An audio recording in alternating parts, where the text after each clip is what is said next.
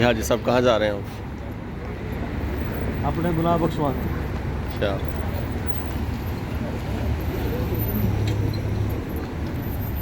ਦੁਆਵਾਂ ਦਿੰਦੇ ਹੋਣੇ ਜਿਹੜੇ ਅੰਦਰ ਹੋਣੇ ਨੇ ਐਂ ਲਾ ਲਿਓ ਉਹ ਸਾਨੂੰ ਦੁਆਵਾਂ ਦਿੰਦੇ ਹੋਣੇ ਫਿਰ ਇਹ ਜਦੋਂ ਬਸ ਮਸਾ ਥੋੜਾ ਥੋੜਾ ਟਾਈਮ ਬਾਅਦ ਨਹੀਂ ਆ ਵੀ ਸਾਡੀ ਜਾ ਕੇ ਇਹ ਵਾਲਾ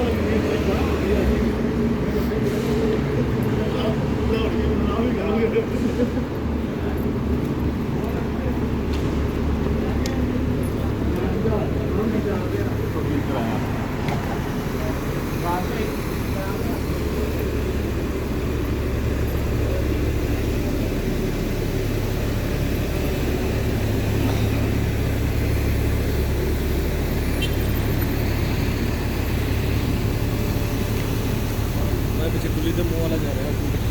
पूछा है मैं ड्राइवर को पूछा है।